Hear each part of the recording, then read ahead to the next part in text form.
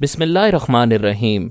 گمنام ہیروز کے معزز ناظرین و سامعین، السلام علیکم۔ ڈاکٹر محمد انیب سلیمی کے ساتھ آپ سن رہے ہیں دیوتا۔ تو آئیے بڑھتے ہیں کہانی کی جانب۔ اوہ نو پاپا، آپ ایسا ظلم نہیں کریں گے۔ جب میں ظالم ہی ٹھہرا تمہاری ماں کا قاتل کہلایا تو تمہاری جوجو کو بھی چھین سکتا ہوں۔ پلیز آپ ایسا نہیں کریں گے، میں وعدہ کرتا ہوں جوجو کے سامنے آپ کے خلاف کوئی بات نہیں کروں گا، اور کسی بھی اشارے کنائے سے یہ نہیں کہو گے کہ تمہاری ممی نے میری وجہ سے خودکشی کی ہے۔ میں اشارے کنائے میں بھی ایسی کوئی بات نہیں کروں گا، اور تم جوجو کو یہی سمجھاؤ گے کہ اس کی قوم کے لوگوں نے ہی اسے خودکشی پر مجبور کیا تھا۔ میں اسے یہی سمجھاؤں گا۔ میں وقتاً فوقتاً جوجو کے پاس اور تمہارے پاس آ کر دیکھتا رہوں گا۔ اگر مجھے ذرا بھی شبہ ہوا تو تمہارا اور جوجو کا رابطہ ایک نامعلوم مدت کے لیے کاٹ دیا جائے گا۔ میری بات ختم ہوتے ہی اس نے سانس روک لی۔ میں باہر آ گیا۔ پھر میں نے اس کے دماغ پر دستک دی۔ اس نے پھر سانس روک لی۔ میں نے جوجو کے پاس آ کر کہا، تم پارس سے رابطہ قائم کرو، اسے حقیقت معلوم ہو گئی ہے۔ تمہاری ممی کو یہودیوں نے قتل کیا ہے، میرا اس میں کوئی ہاتھ نہیں تھا۔ جوجو نے کہا، بھائی آرمر بھی یہی سمجھاتے ہیں، میری سمجھ میں بھی یہی بات آتی ہے، میں ابھی جا کر پارس کو سمجھاتی ہوں۔ اس نے خیال خوانی کی پرواز کی، پارس کے دماغ پر دستک دی، لیکن اس نے سانس روک لی۔ وہ غصے سے بولی، مجھ سے شیطانی کرتے ہو، اگر اب سانس روکو گے تو منہ توڑ دوں گی۔ میں نے کہا، بیٹی وہ تو سن نہیں رہا ہے، تم اپنی جگہ رہ کر یہ باتیں کر رہی ہو، پہلے اس کے دماغ میں پہنچنے کی کوشش کرو۔ دوسری بار اس نے دماغ پر دستک دیتے ہوئے کہا، جو بول رہی ہوں مجھے آنے دو۔ اس نے پھر سانس روک لی۔ وہ گھونسا دکھاتے ہوئے بولی، بڑا آیا پارس کا بچہ، میں بات نہیں کروں گی۔ مجھے بڑی حیرانی ہوئی۔ ابھی پارس ذرا دیر پہلے مجھ سے التجا کر رہا تھا کہ میں جوجو سے اس کا رابطہ ختم نہ کروں، اب وہ خود ہی رابطہ ختم کر رہا تھا۔ میں نے سلارا کے ایجنٹ کے پاس پہنچ کر پوچھا، یہ کیا ماجرا ہے؟ پارس نے اپنے دماغ کے دروازے ہم سب کے لیے بند کیوں کر دیے ہیں؟ اس نے جواب دیا، پارس کا دماغ صرف 4 گھنٹے کے لیے کھولا گیا تھا، وہ وقت پورا ہو چکا ہے، اب وہ کسی کو دماغ میں نہیں آنے دے گا۔ کیا میں سلارا سے باتیں کر سکتا ہوں؟ اگر آپ ان کی شرط منظور کر رہے ہیں اور مسٹر آرمر کو یہاں بھیجنے پر رضامند ہیں تو میڈم سے بات ہو سکتی ہے۔ میں وہاں سے واپس آ گیا۔ رسونتی نے پوچھا، کیا تمہیں شبہ ہے کہ تل ابیب والا پارس ڈمی ہے؟ یقین کی حد تک شبہ ہے، لیکن یہ کیسے ہو سکتا ہے؟ جب ہم پارس کی آواز اور لب و لہجے کو گرفت میں لے کر اس کی طرف پرواز کرتے ہیں تو ہم اصل پارس کے دماغ میں پہنچنے کی بجائے ڈمی کے پاس کیسے پہنچ جاتے ہیں؟ سیدھی سی بات ہے، ہمارے اصل پارس اول پر تنویمی عمل کر کے 4 گھنٹے کے لیے اس کے دماغ کو بے حس کر دیا گیا تھا، اس کی آواز اور اس کے لب و لہجے کو اس کے دماغ سے بھلا دیا گیا تھا۔ یہی وجہ ہے کہ ہماری سوچ کی لہریں وہاں پہنچتی بھی ہوں گی تو ادھر سے گزر کر ڈمی پارس کے دماغ تک پہنچ جاتی ہوں گی، کیونکہ ہماری سوچ کی لہروں کو اصل پارس کا لب و لہجہ اسی کے دماغ میں ملتا تھا۔ اگر 4 گھنٹے کے لیے ہمارے اپنے پارس کے دماغ کو بے حس بنایا گیا ہوگا تو اب ہم خیال خوانی کے ذریعے اس کے پاس پہنچ سکتے ہیں۔ کیسے پہنچیں گے؟ وہ بھی سانس روک لیا کرے گا۔ سلارا اور جارج فری مین اپنے پلان کی کمزوری چھپانے کے لیے ایسا کر رہے ہیں۔ کیا تمہارے شبہات غلط نہیں ہو سکتے؟ ہو سکتے ہیں۔ ایسی صورت میں ہمیں تل ابیب والے پارس کو بھی اتنی ہی اہمیت دینا ہوگی، وہاں سے کسی طرح اسے نکال لانا ہوگا۔ میں یہی کوشش کر رہا ہوں۔ ابھی تو مامنا کے پاس گئی تھی، اس کے متعلق بتاؤ۔ اس نے ایک ایسے شخص کو دیکھ لیا ہے جو بلائنڈ کلب میں صبح 9 بجے گیا تھا اور 11 بجے واپس آیا۔ اب وہ اسے شہر میں کہیں گھیرے گی اور اس سے بات کرے گی۔ آرمر اس کے دماغ میں ہے، تھوڑی دیر بعد میں جاؤں گی۔ میں پارس کے دماغ میں 2 بار جا چکا تھا، رسونتی بھی 2-4 بار گئی تھی، آرمر کو بھی اس کا موقع ملا تھا۔ ہم سب نے یہی دیکھا تھا، وہ ایک خوبصورت سے کاٹیج میں آرام سے ہے۔ اسے تاکید کی گئی تھی کہ وہ کاٹیج سے باہر نہ آئے، اندر ہی سے باہر باغیچے کا منظر دیکھ لیا کرے۔ باہر مسلح افراد کا بہت سخت پہرا تھا۔ رسونتی نے کہا، پارس کو کڑی نگرانی میں رکھا گیا ہے، کاٹیج میں اس کی خدمت کے لیے ایک عورت اور ایک مرد موجود ہیں، انہیں بھی باہر آنے کی اجازت نہیں ہے، یعنی اندر کا آدمی باہر نہیں آ سکتا اور باہر کا آدمی اندر نہیں جا سکتا۔ کسی طرح پارس کو اس کاٹیج سے نکال بھی لیا جائے تو تل ابیب سے اور پھر اس ملک کی سرحد سے نکالنا ممکن نہ ہوگا۔ ایسے میں سلارا نے اسے وہاں سے کسی وقت بھی نکال لانے کا جو دعویٰ کیا ہے، کیا وہ بچگانہ نہیں ہے؟ یہی بچگانہ دعویٰ مجھے یقین دلا رہا ہے کہ تل ابیب میں ڈمی پارس ہے۔ جب ہم سلارا کی بات مان لیں گے، آرمر کو اس کے پاس بھیجیں گے، تب وہ ظاہر کرے گی کہ اصل پارس اول اس کے پاس ہے۔ میں سوچنے لگا، یہ کمپیوٹر مشین انسانی ذہانت کو کئی گنا بڑھانے کے علاوہ اس کے دماغ کو کمپیوٹر کی طرح برق رفتار اور حاضر جواب بناتی ہے۔ اس کا منفی پہلو یہ ہے کہ یہ جرائم کی دنیا میں نت نئے گل کھلا رہی ہے۔ پہلے مجرم میک اپ کر کے خود کو چھپا لیا کرتے تھے یا کسی کے چہرے کا ماسک بنا کر اس کے ہم شکل بن جاتے تھے۔ پھر ذرا انسانی ذہانت نے ترقی کی تو پلاسٹک سرجری کے ذریعے کسی کا ہم شکل بن جانا کوئی مشکل نہ رہا، لیکن ہم شکل بن جانے کے بعد بھی بہت سی خامیاں رہ جاتی ہیں۔ مثلاً آدمی کسی کا ہم شکل بن سکتا ہے لیکن اس کی عادتوں اور خصلیتوں کو ہو بہو اپنا نہیں سکتا۔ ٹرانسفارمر مشین ایک شخص کے اندر کی تمام عادتوں، خصلیتوں اور اس کے احساسات، جذبات اور مزاج کو دوسرے میں منتقل کر دیتی تھی۔ پہلے آدمی ظاہری طور پر ہم شکل بنتا تھا، اب مشین اسے احساسات، جذبات اور تمام تر مزاج کے ساتھ کسی دوسرے کا ہمزاد بنا دیتی تھی۔ جو پارس تل ابیب میں تھا، اس کے دماغ میں ہمارے پارس کے احساسات، جذبات اور تمام تر مزاج کو ٹرانسفارمر مشین کے ذریعے منتقل کر دیا گیا تھا۔ اس طرح تل ابیب والا پارس بے اختیار وہی حرکتیں کرتا تھا جو پیدائشیہ فطری طور پر ہمارے پارس سے سرزد ہوا کرتی تھیں۔ میں اس مشین کی کارکردگی پر بڑی دیر تک غور کرتا رہا، شاید اس میں بھی کوئی خامی نظر آ جائے۔ آخر سوچتے سوچتے ایک خامی سمجھ میں آ گئی۔ جو ڈمی پارس ہے وہ اصل پارس کے مطابق ہم سب کو اچھی طرح پہچانتا ہے، ہمارے مزاج سے بھی واقف ہوگا، لیکن ہماری صورت سے آشنا نہیں ہوگا۔ اسے ہماری تصویریں دکھائی گئی ہوں گی، کیونکہ ذہانت سے سوچا سمجھا جا سکتا ہے، دیکھا نہیں جا سکتا، صرف آنکھوں سے دیکھا جا سکتا ہے۔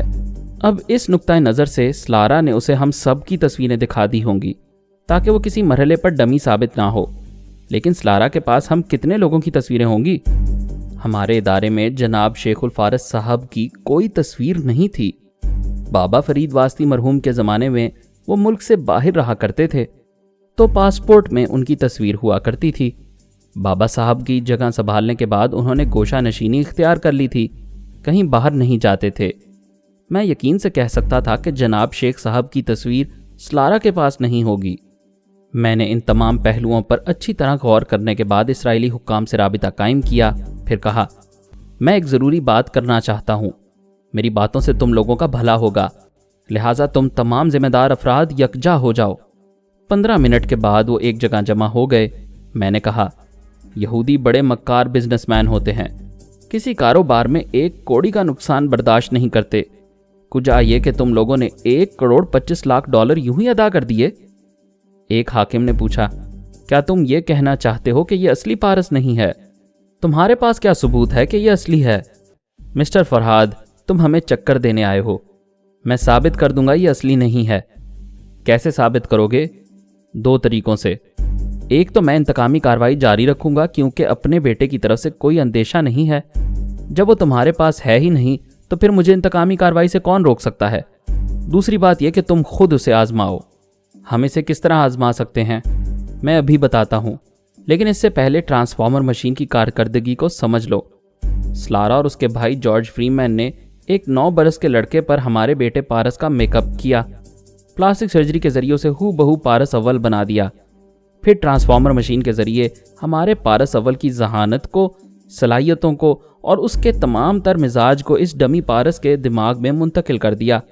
اب یہ لڑکا وہ تمام باتیں جانتا اور سمجھتا ہے جو پارس جانتا اور سمجھتا ہے، اور بے اختیار اس کی طرح کی حرکتیں کرتا ہے، لیکن ایک خامی رہ گئی ہے۔ ایک نے بے چینی سے پوچھا، کیسی خامی؟ ہم ٹیلیپیتھی جاننے والے کسی کے دماغ میں آ کر اس کی آنکھوں سے سارے مناظر دیکھتے ہیں، سمجھتے ہیں کہ آگے پیچھے دائیں بائیں اوپر نیچے کیا ہو رہا ہے۔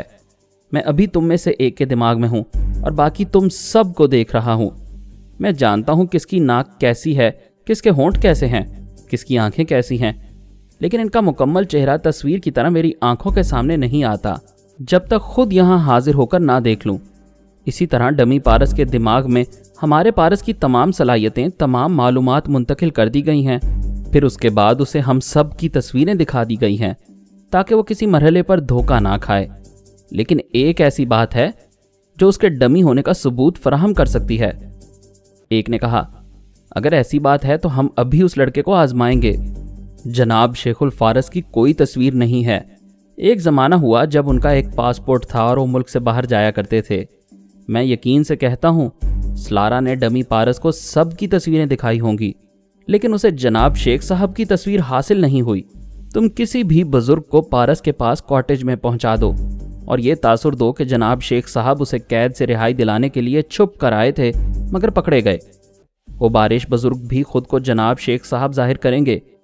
ایسے میں پارس کا جو رد عمل ہوگا اس سے بات کھل کر سامنے آ جائے گی۔ وہ سب میری باتوں پر غور کرنے لگے۔ پھر ایک نے کہا، ہم ایسا کر کے دیکھ لیتے ہیں، لیکن اس میں بھی تمہاری چال ہو سکتی ہے۔ تم اس پارس کے دماغ میں رہو گے اور جب ہم کسی بارش بزرگ کو اس کے سامنے پیش کر دیں گے تو پارس تمہارے اشارے پر اسے جناب شیخ صاحب تسلیم کر لے گا اور اس طرح ہم چکر میں آ جائیں گے۔ میں نے ہنستے ہوئے کہا، میں تو تمہارا دشمن ہوں، تمہیں چکر میں ڈالوں گا مگر تمہارے پاس بھی تو دماغ ہے۔ میں تمہیں حقیقت میں سمجھنے کا موقع دے رہا ہوں، ورنہ میری انتقامی کارروائیاں اس بات کا ثبوت ہوں گی کہ تمہارے پاس ڈمی پارس ہے۔ میں وہاں سے چلا آیا۔ انہوں نے میرے کہنے کے مطابق اس پارس کو آزمایا۔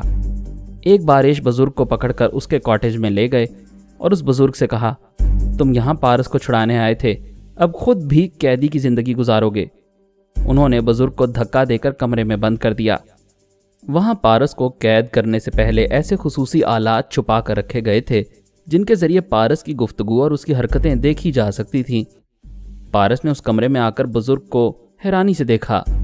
بزرگ نے اپنی جگہ سے اٹھ کر دونوں بازو پھیلا کر کہا، پارس میرے بچے، فکر نہ کرو، میں قید ہو گیا تو کیا ہوا؟ فرہاد اب میرے دماغ میں آ کر تمہاری مدد کرتا رہے گا۔ پارس اسے سوالیہ نظروں سے دیکھ رہا تھا۔ بزرگ نے کہا، کیا تم نے اپنے شیخ صاحب کو نہیں پہچانا؟ میں بابا صاحب کے ادارے کا شیخ ہوں۔ پارس نے آگے بڑھ کر ان کے گلے لگتے ہوئے کہا، اوہ، میں ذرا اپسیٹ ہو گیا تھا، سوچ رہا تھا آپ جیسے بزرگ نے میرے لیے اتنی زحمت کیوں کی۔ میں نے تو پاپا سے صاف صاف کہہ دیا تھا کہ میں رہائی نہیں چاہتا، اسی ملک اسی شہر میں رہوں گا جہاں میری ممی کی قبر ہے۔ بیٹے یہ تو ٹھیک ہے، لیکن میں تمہارا بزرگ ہوں، تمہارے تمام بزرگ میری عزت کرتے ہیں، میری بات مانتے ہیں، لہٰذا تمہیں بھی میری بات مان کر ان کے ساتھ چلنا ہوگا۔ کیا تم مجھے شیخ الفارس تسلیم نہیں کرتے ہو؟ آپ کیسی باتیں کرتے ہیں؟ میں بھلا آپ کی شخصیت سے کیسے انکار کر سکتا ہوں؟ آپ میرے بزرگوں کے بزرگ ہیں، میرے لیے بہت محترم ہیں۔ اسی وقت کمرے کا دروازہ کھلا، کئی فوجی افسر داخل ہوئے۔ پھر ایک نے پوچھا، ماسٹر پارس، کیا واقعی یہ جناب شیخ الفارس ہیں؟ پارس نے کہا، جی ہاں، یہ ہمارے بزرگوں کے بزرگ ہیں۔ میں نے اس فوجی افسر کے دماغ میں پہنچ کر کہا، اس سے بحث نہ کرو، اپنے اعلیٰ افسران کو حقیقت سے آگاہ کرو۔ رسونتی نے میرے پاس آ کر کہا، فوراً آمنہ کے پاس پہنچو۔ میں آمنہ کے پاس آ گیا۔ وہ ایک چھوٹے سے معمولی سے مکان کے اندر چھپی ہوئی تھی۔ میں نے اسے مخاطب کیا تو اس نے کہا، یہ بلائنڈ کلب کے ایک ممبر کا گھر ہے، میں اس کا تعاقب کرتی ہوئی یہاں تک پہنچی ہوں، وہ اب بھی کچن میں ہے، میں یہاں آ کر چھپ گئی ہوں، اب تمہاری موجودگی میں اس سے بات کروں گی۔ وہ ایک کمرے سے نکلی، پھر دوسرے کمرے سے گزرتی ہوئی کچن کے دروازے تک آئی۔ بوڑھا اپنے لیے چائے بنا رہا تھا۔ آمنہ نے پوچھا، کیا تنہا زندگی گزارتے ہو؟ اس بوڑھے نے شاید اپنے گھر میں کبھی کسی کی آواز نہیں سنی ہوگی، تبھی وہ چونک گیا۔ اس کے ہاتھ سے کتیلی چھوٹی تو گرم چائے اس کے اوپر آ گری۔ وہ چیخ مار کر پیچھے ہٹ گیا۔ کون ہو تم؟ کہاں سے آئی ہو؟ میرے گھر میں کیوں آئی ہو؟ میں یہ پوچھنے آئی ہوں کیا تمہاری کوئی ماں، بہن، بیوی یا بیٹی نہیں ہے؟ وہ غصے سے بولا، تم آخر ہو کون؟ آمنہ نے دانت پیس کر کہا، بڈھے، میں اس کتیلی کا باقی گرم پانی تیرے سر پر ڈال دوں گی۔ تو معلوم کرنا ہی چاہتا ہے تو سن، میں شیبہ کا انتقام ہوں، اس شریف زادی کا جس نے کسی کا کچھ نہیں بگاڑا تھا، لیکن تم لوگوں نے ایک ناپسندیدہ منصوبہ بنایا اور اس شریف زادی کو کسی ڈمی فرہاد کے پاس پہنچا دیا، اس کی عزت کو ایک کھلونا بنا دیا۔ اگر تمہاری ماں، بہن، بیوی یا بیٹی ہوتی تو کیا تم اس کے ساتھ بھی ایسا ہی سلوک کرتے؟ اس بوڑھے کے دیدے پھیل گئے تھے، منہ کھل گیا تھا۔ اسے یقین ہو گیا تھا کہ ٹیلی پیتھی کے ذریعے ایک موت اس کے سامنے پہنچ گئی ہے۔ اس نے لرزتے ہوئے کہا، تم غلط سمجھ رہی ہو، اگر ٹیلی پیتھی جاننے والی ہو تو میرے دماغ میں آ کر اچھی طرح معلوم کر لو، یہ منصوبہ میں نے تنہا نہیں بنایا تھا، سب نے مل کر بنایا تھا، بلکہ میں تو اس کی مخالفت کر رہا تھا۔ تم کتنے ممبر ہو؟ ہم 5 تھے، جن میں سے ایک نے پچھلے دنوں خودکشی کر لی، اب 4 رہ گئے ہیں۔ آمنہ نے بڑی صفاقی سے کہا، تمہارے بعد 3 رہ جائیں گے۔ نہیں، خدا کے لیے مجھے نہ مارو، میری عمر دیکھو، میں ایک کمزور بوڑھا ہوں، چند روز جی لوں گا، مجھے جی لینے دو۔ تم ایک لڑکی سے اس کی طویل زندگی چھین کر اپنی مختصر سی زندگی کے لیے بھیک مانگ رہے ہو؟ میں نے اس بوڑھے کی زبان سے کہا، آمنہ، میں نے اس کے دماغ سے باقی 3 ممبروں کا پتہ معلوم کر لیا ہے، حالانکہ یہ تمام ممبر ایک دوسرے کا نام بھی نہیں جانتے ہیں، لیکن یہ بوڑھا بہت ہی خرانٹ ہے۔ اس نے چپکے سارے ممبران کا نام، پتہ اور ٹھکانے معلوم کر رکھے تھے۔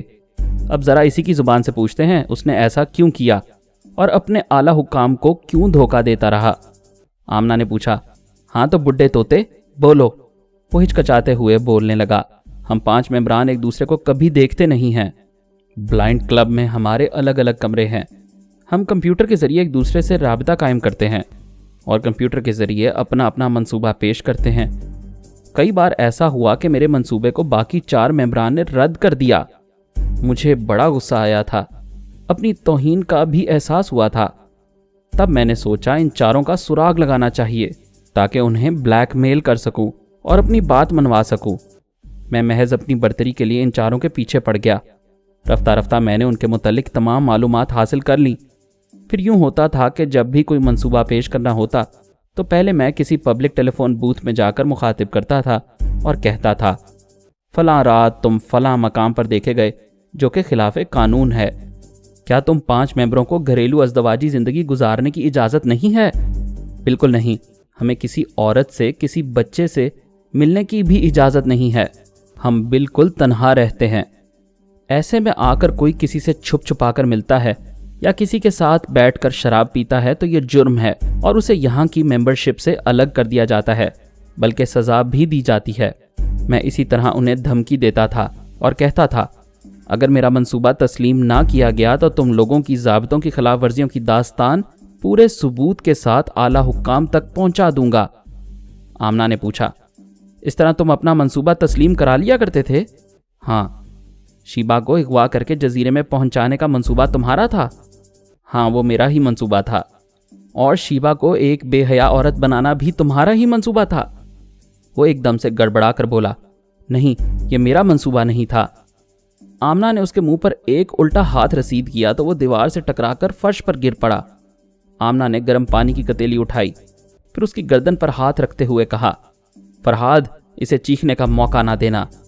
وہ اس پر گرم گرم پانی ڈالنے لگی۔ وہ تڑپ رہا تھا، مچھلی کی طرح پھڑپھڑا رہا تھا، لیکن منہ سے آواز نہیں نکال سکتا تھا۔ میں نے اس کی آواز بند کر دی تھی۔ وہ چیخنے کے لیے منہ کھولتا تو آمنہ اس کے حلق میں گرم پانی ڈالتی تھی۔ نتیجہ یہ ہوا کہ وہ صرف 1 منٹ کے اندر ہی پھڑپڑا کر مر گیا۔ میں نے اعلیٰ حکام کے پاس پہنچ کر کہا، وہ انتقامی کارروائی جو میں نے کچھ عرصے کے لیے ملتوی کر دی تھی پھر شروع ہو چکی ہے۔ تمہارے بلائنڈ کلب کا دوسرا ممبر اپنے گھر میں مردہ پڑا ہے، اس کی لاش اٹھا لو۔ پہلے تو انہیں یقین نہیں آیا کہ میں بلائنڈ کلب کے کسی ممبر تک پہنچ سکتا ہوں۔ جب گھر میں اس کی لاش ملی تو اعلیٰ حکام اور یہودی اکابرین میں سنسنی پھیل گئی۔ وہ پھر دہشت زدہ ہو گئے تھے اور اچھی طرح سمجھ گئے تھے کہ پارس کو یرغمال بنا کر مجھے انتقامی کارروائی سے نہیں روک سکیں گے۔ میری اس کارروائی سے یہ ثابت ہو چکا تھا کہ ان کے پاس ڈمی پارس ہے۔ دوسرے ممبر کی لاش ملتے ہی انہوں نے آئرن کو گرفتار کر لیا، اسے ایک کال کوٹھڑی میں پہنچا کر پوچھا، کیا تم نے اصلی پارس ہمارے حوالے کیا تھا؟ اس نے قسم کھاتے ہوئے کہا، بے شک وہ اصلی ہے۔ اسے لات اور جوتے پڑنے لگے۔ پھر ایک فوجی افسر نے کہا، ہمیں تم لوگوں نے دھوکہ دے کر $1,25,00,000 وصول کیے۔ یہ لو ٹرانسمیٹر اپنے بہن اور بھائی سے پوچھو، تمہاری جان بچانے کی قیمت کیا ہو سکتی ہے؟ آئرن نے ٹرانسمیٹر لیا، پھر اسے آپریٹ کرنے لگا۔ تھوڑی دیر بعد رابطہ قائم ہو گیا، دونوں طرف سے کوڈ ورڈز کا تبادلہ ہوا۔ پھر آئرن نے کہا، یہ کوڈ ورڈز اب یہاں کے اسرائیلی فوجی افسران سن رہے ہیں، میں مجبور ہو کر ان کے سامنے تم سے بات کر رہا ہوں۔ میں جارج فری مین بول رہا ہوں، اپنی مجبوری بیان کرو۔ انہوں نے مجھے اس الزام میں گرفتار کیا ہے کہ تم لوگوں نے نقلی پارس ان کے حوالے کیا ہے۔ جس کے نتیجے میں فرحاد علی تیمور پھر انتقامی کارروائی شروع کر چکا ہے۔ جارج فری مین نے کہا، ان لوگوں نے ہماری فریکوینسی اور کوڈ ورڈز معلوم کیے ہیں، ان سے کہو ان کے اعلیٰ حکام مجھ سے رابطہ قائم کریں۔ میں نیچی سطح کے افسروں سے باتیں کرنا پسند نہیں کرتا۔ اگر انہوں نے تمہیں ذرا بھی تکلیف پہنچائی تو ایک ایسی تباہی سے دوچار ہونا پڑے گا جس کا ذکر میں ان کے اعلیٰ حکام کے سامنے ہی کر سکتا ہوں۔ That's all. تھوڑی دیر بعد ہی اعلیٰ حکام اس سے رابطہ قائم کرنے والے تھے۔ ادھر آمنہ نے ان تینوں ممبران سے ٹیلی فون کے ذریعے رابطہ قائم کیا تھا اور ان کی آوازیں رسونتی اور آرمر کو سنا دی تھیں۔ رسونتی نے ان تینوں سے کہہ دیا تھا، میں تمہیں چند سانسوں کی مہلت دے رہی ہوں، موت سے جتنی دور بھاگ سکتے ہو بھاگتے رہو، لیکن جہاں سے بھی گزرو چیخ چیخ کر کہتے جاؤ تم سب شیبہ کے قاتل ہو۔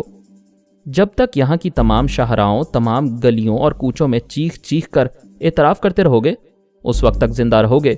اور صرف اعتراف کرنے سے کام نہیں چلے گا، جس طرح تم لوگوں نے منصوبہ بنایا تھا اس منصوبے کی تفصیل لوگوں کو بتاتے رہو گے۔ چلو اپنے اپنے گھروں سے نکل پڑو۔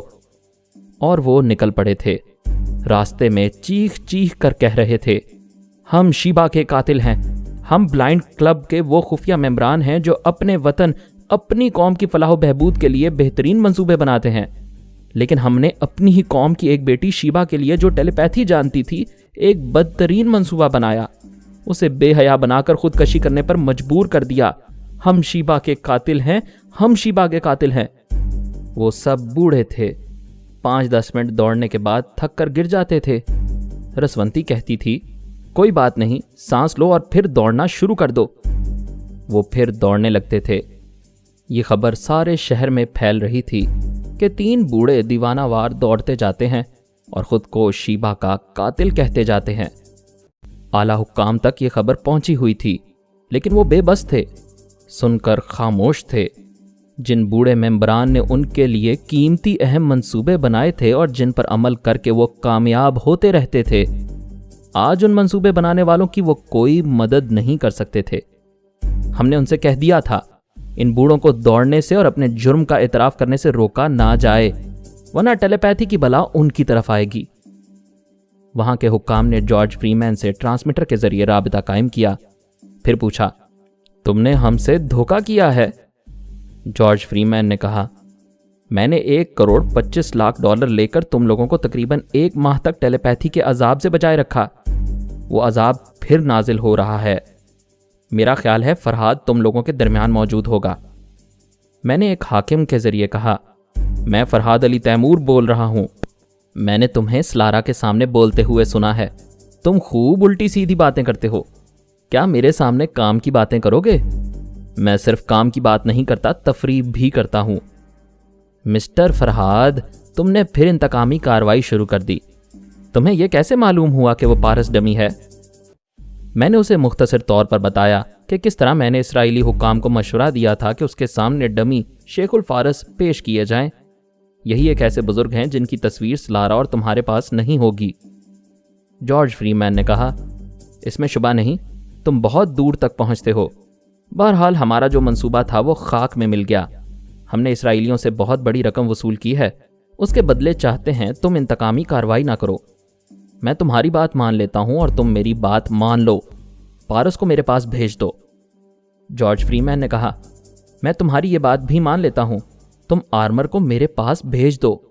پارس اور آرمر کا تبادلہ کیسے ہوگا؟ اس پر ہم بعد میں گفتگو کریں گے۔ فی الحال ان بیچاروں کو اپنی انتقامی کارروائیوں سے نجات دلاؤ۔ میں اس بات کا قائل ہوں کہ جو جرم کرتا ہے اسے سزا دی جائے۔ شیبہ کی موت کے ذمہ دار بلائنڈ کلب کے 5 ممبران تھے، وہ سب آہستہ آہستہ ختم ہوتے جا رہے ہیں۔ اگر مجھے پوری اسرائیلی قوم سے انتقام لینا ہوتا تو یہاں قیامت کا منظر ہوتا، ایک بچہ بھی زندہ دکھائی نہ دیتا، لیکن میں انسان ہوں، کسائی نہیں ہوں۔ مسٹر فرحاد، تم نے یہ بڑی اچھی بات کہی، جو جرم کرتا ہے سزا اسی کو ملنی چاہیے۔ ہم نے یہ جرم کیا ہے کہ ایک ڈمی پارس ان کے حوالے کیا اور ان کے $1.25 ہڑپ کر لیے۔ اس کی سزا ہمیں ملنی چاہیے، ہمارے بھائی کو نہیں، لہٰذا ان کا فرض ہے کہ یہ آئرن کو چھوڑ دیں۔ ایک نے کہا، ہماری رقم واپس کر دو اور اپنے بھائی کو لے جاؤ۔ میں پہلے ہی وارننگ دے چکا ہوں، اگر میرے بھائی کو کچھ ہوا تو بڑی تباہی پھیلے گی۔ میں ابھی فرحاد علی تیمور سے سودا کروں گا اصلی پارس ان کے حوالے کر دیا جائے گا، مگر شرط یہی ہے کہ اسرائیل کی زمین پر زلزلے پیدا کیے جائیں، کسی بھی اعلیٰ حاکم، اعلیٰ عہدیدار اور اعلیٰ افسر کو زندہ نہ چھوڑا جائے۔ تب کیا ہوگا؟ میں نے کہا، جارج فری مین، تم بڑے چال باز ہو۔ ادھر میرے بیٹے کو اپنے پاس رکھا ہے، اس کے حوالے سے یہودیوں کو دھمکی دے رہے ہو اور مجھے لالچ دے رہے ہو کہ بیٹا واپس کر دو گے، جبکہ میں اچھی طرح جانتا ہوں سیدھی انگلی سے گھی نہیں نکلے گا۔ یا تمہارے ساتھ کوئی شریفانہ سمجھوتا ہوگا یا پھر تمہاری شارگ تک پہنچ کر ہی دکھاؤں گا۔ تم اپنے بھائی کا معاملہ ان یہودیوں سے اپنے طور پر طے کرو، میرے پارس کو درمیان میں نہ لاؤ۔ اچھی بات ہے، اب میں یہاں کے صرف اعلیٰ حکام سے مخاطب ہوں۔ کیا یہ نہیں جانتے کہ ہمارے پاس ایک ٹرانسفارمر مشین ہے؟ آج نہیں تو کل ایک ٹیلی پیتھی جاننے والا بھی ہمارے ہاتھ آ ہی جائے گا، پھر ہمارے پاس ٹیلی پیتھی جاننے والوں کی ایک ٹیم ہوگی۔ اس ٹیم میں ایک بہن اور 3 بھائی ہوں گے۔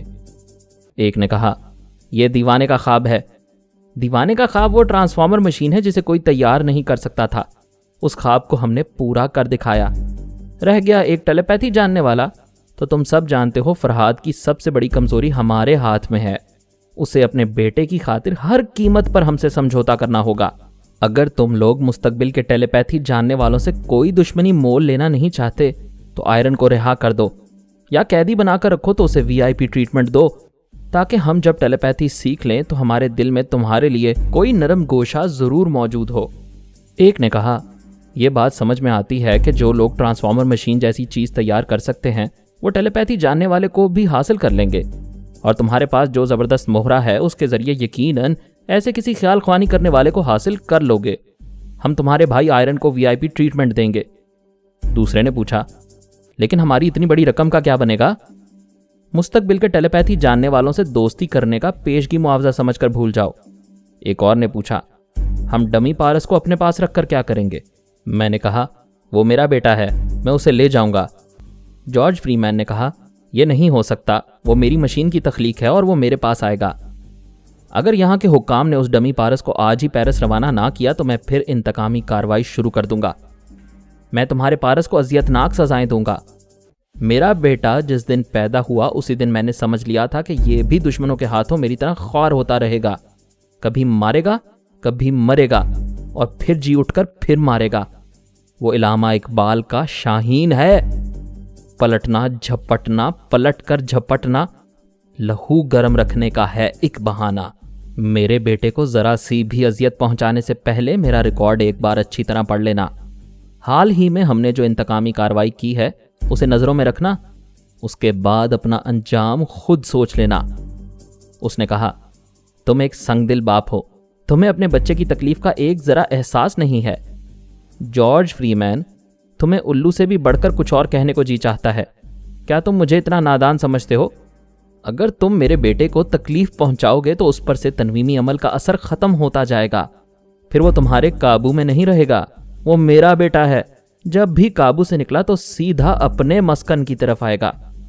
ہم نے تمہارا ریکارڈ پڑھنے کے دوران ہی سمجھ لیا تھا کہ تم ہر پہلو پر گہری نظر رکھتے ہو اور بڑی مشکل سے قابو میں آتے ہو۔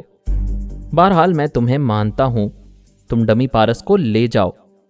میں نے ہنستے ہوئے کہا، اب تمہارے دل میں کھلبلی رہے گی کہ میں ڈمی پارس سے کیا کام لوں گا۔ کھلبلی تو ضرور ہوگی، ظاہر ہے تم اپنے بیٹے کا غم بھلانے اور اس کی ماں کو تسلیاں دینے اور اپنے گھر میں ایک ڈمی پارس کی یادیں تازہ رکھنے کے لیے نہیں لے کے جا رہے۔ ضرور کوئی ایسی چال چلو گے جو ابھی ہماری سمجھ میں نہیں آ رہی ہے، لیکن ہم سمجھ لیں گے۔ تم یہ بتاؤ، آرمر کے سلسلے میں کب سمجھوتا کر رہے ہو؟ ڈمی پارس کو میرے پاس پہنچنے دو، پہلے میں اس کی اسٹڈی کروں گا، پھر تم سے رابطہ قائم کروں گا۔ فون کی گھنٹی نے چونکا دیا۔ میں نے دماغی طور پر حاضر ہو کر دوسرے کمرے کی طرف دیکھا، پھر اٹھ کر ادھر جانے لگا۔ میں ابھی تک پیرس میں ایک سرکاری کاٹیج میں مقیم تھا۔ پہلے آلا بی بی میرے ساتھ تھی، پھر وہ چلی گئی۔ میں نے ریسیور اٹھا کر کہا، ہیلو۔ دوسری طرف سے وہاں کی انٹیلیجنس کے ایک جاسوس نے کہا، سر یہاں 3 ایسے اجنبی ہیں جو آپ کو تلاش کرتے پھر رہے ہیں۔ کیا وہ میرا نام اور پتہ پوچھ رہے ہیں؟ جی نہیں، وہ کسی بھی ایسے شخص پر حملہ کرتے ہیں جو قد و قامت میں آپ جیسا ہو۔ مختلف پولیس اسٹیشنوں میں رپورٹ درج کرائی گئی ہے، ہم نے رپورٹ درج کروانے والوں کو خود جا کر دیکھا ہے۔ ایسے 10 آدمی ہیں جو قد و قامت میں آپ سے مناسبت رکھتے ہیں۔ ان کا بیان ہے کہ کوئی انہیں پکڑتا ہے، مارتا پیٹتا ہے، پھر ان کے چہرے کو پتہ نہیں کس لوشن سے صاف کرتا ہے، اور پوچھتا بھی جاتا ہے کیا چہرے پر پلاسٹک سرجری کرائی ہے؟ اگر ایسا ہے تو صاف صاف بتا دو، تمہیں چھوڑ دیا جائے گا۔ میں نے کہا، ایک ہی قد و قامت کے لوگوں کو پریشان کرنے کا مطلب ہے کہ انہیں مجھ جیسے کسی آدمی کی تلاش ہے، لیکن یہ بات یقینی نہیں ہے۔ تم یقین سے کیسے کہہ سکتے ہو کہ وہ مجھے تلاش کر رہے ہیں؟ مزید اقساط سننے کے لیے ہمارے چینل کا سبسکرائبر بنیں اور ساتھ ہی بیل آئیکن کو کلک کریں تاکہ آپ کو ہر آنے والی نئی ویڈیو کی نوٹیفیکیشن ملتی رہے۔